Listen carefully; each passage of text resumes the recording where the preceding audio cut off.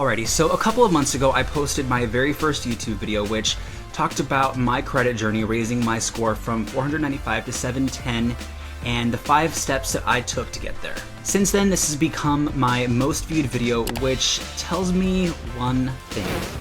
I need to make more videos about personal finance and credit. See, not only did I start my YouTube channel for my own financial freedom, but also to help people. And 12,000 views later, it seems like that last video was helpful to a good amount of you. So today we are going to look at 5 more tips to boost your credit score quickly in 2023. Also be sure to stick around to the end of the video for some bonus tips in case you missed that last video. And also be sure to leave a comment below and tell me what video you would like me to make next. Welcome to the Major Report. First off, just in case you haven't seen my last video, or if you're at the very beginning of your credit journey and need to get up to speed, let's take a minute to talk about what a credit score actually is. If you'd like to skip this little briefer, feel free to fast forward about a minute or so and you'll find yourself at tip number 1. Alrighty, so just exactly what is a credit score, you might be wondering. Credit score is a numerical expression of your credit worthiness that reflects your credit history. A credit score can range from 300 to 850, with a higher score indicating that you are more likely to repay your debts on time. Lenders, banks, and credit card companies will use your credit score to determine whether they should lend you money or whether they should extend credit to you. The score is calculated based on several factors, including your payment history, outstanding debts, length of credit history, and the frequency of credit applications. Maintaining a good credit score can simplify the process of borrowing money, getting approved for an apartment, and in some cases even landing a job. It can also translate into lower interest rates, more attractive credit card offers, and better loan terms. On the other hand, a low credit score can hinder your ability to obtain credit. If approved, you might be offered higher interest rates, resulting in higher payments and additional fees. And even in certain circumstances, a poor credit score can even restrict your ability to rent an apartment or secure employment. Now, all things considered, it's more important than you might realize to understand the factors that influence your credit score so that you can take the appropriate measures to build or maintain it over time. Alright, so now that you have a solid understanding of what a credit score is and why it matters, now on to the exciting stuff. Tip number 1, limit your new credit applications.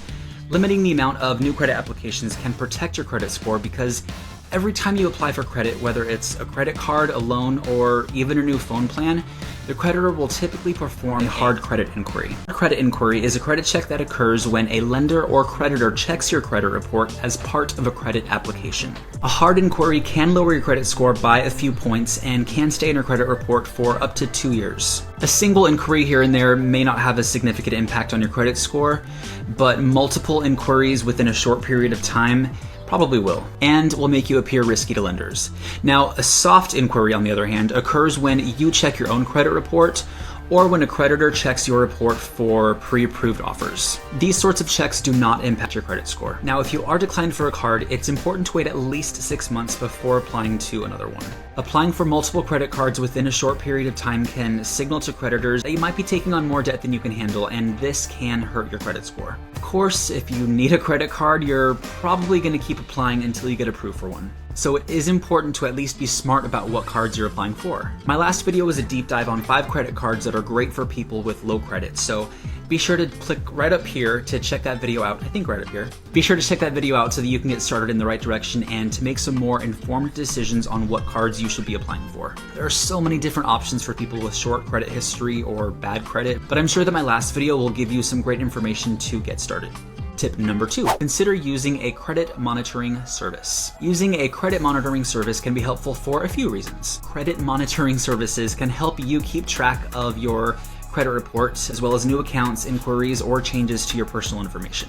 This can help you identify potential errors or fraudulent activity early on and take the necessary steps to address them. A credit monitoring service can also provide you with regular updates on your credit score, which can help you track your progress over time and identify areas where you might need to improve. This information can be particularly helpful if you're working to improve your credit score, since it lets you see the impact of your financial decisions and the actions on your score in real time. Some credit monitoring services offer tools and resources to help you improve your credit score, such as credit score simulators. These simulators allow you to see how different activities, such as paying off debt or opening a new line of credit, could impact your score. Using a credit monitoring service alone may not directly improve your credit score, but it can help you make informed decisions about your credit. Tip number 3, create a budget and stick to it.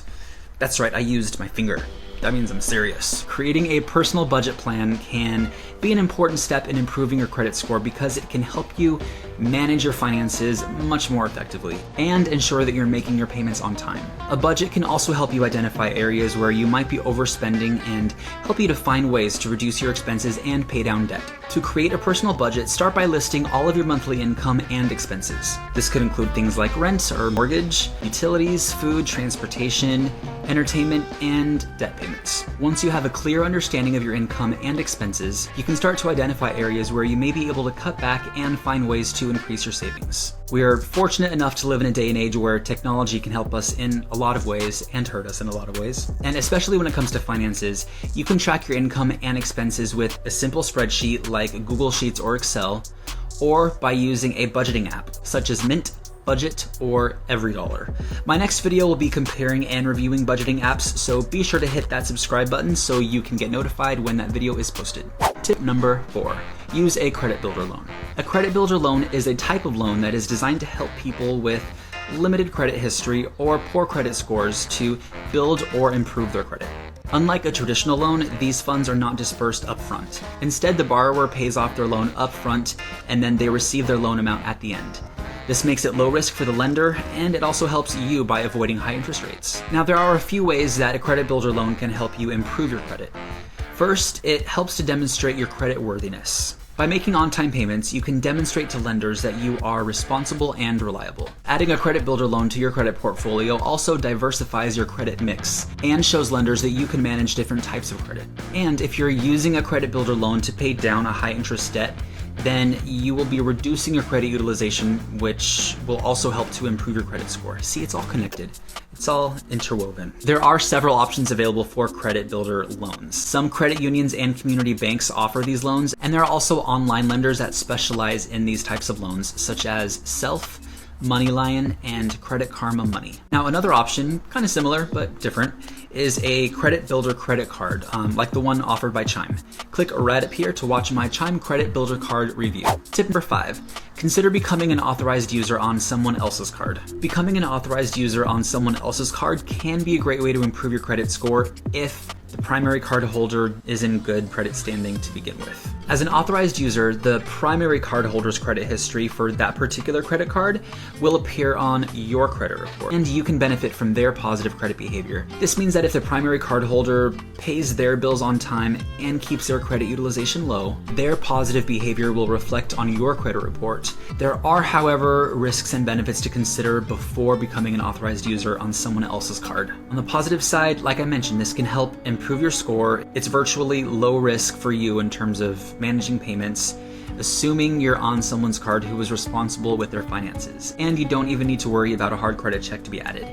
On the other hand, if the primary card holder is late on their payments, or if they have high credit utilization, then this is only going to affect you negatively. Within that, you really have no control over the credit card account, and this can lead to a damaged relationship between you and a friend or family member that was at one point trying to help you out.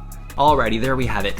5, that's 10. 5 more tips to boosting your credit score quickly in 2023, but before I let you go, I do believe I promised some bonus tips if you didn't happen to see that last video, or if you happen to be at the very beginning of your credit journey. Tip number 1, make sure your credit utilization ratio is under 30%.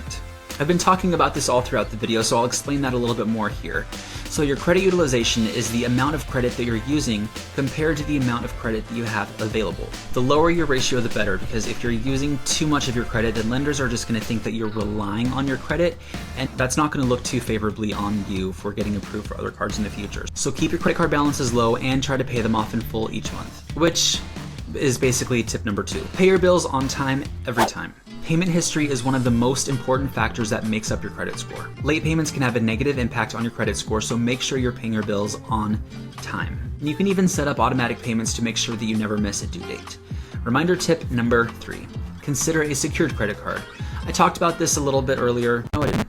I talked about this in another video. I'm getting my videos confused. If you're having trouble getting approved for a traditional credit card, a secured credit card could be a great option for you. With a secured card, you'll just need to put down a deposit that will actually serve as your credit limit. By using the card responsibly and by paying your bills on time each month, a secured credit card is a great way to build up your score over time. And there you have it, 8 tips to increase your credit score. Please remember, I am not a financial advisor. I'm just some random dude online sharing the research that I've done and my own experiences. I really did raise my credit score by over 200 points much faster than I thought was possible just by doing the things that I talk about on this channel. I really enjoy making these credit journey videos and sharing what I've learned, and I love hearing from you. So please leave a comment below and let me know if there's a certain credit card that you would like me to review and make a video about, or if you have any personal finance questions that I can research for you. Please be sure to like and subscribe. I am so excited about where we are taking this channel, and it's all thanks to you. Again, thank you so much. I look forward to the next video. I will see you next time.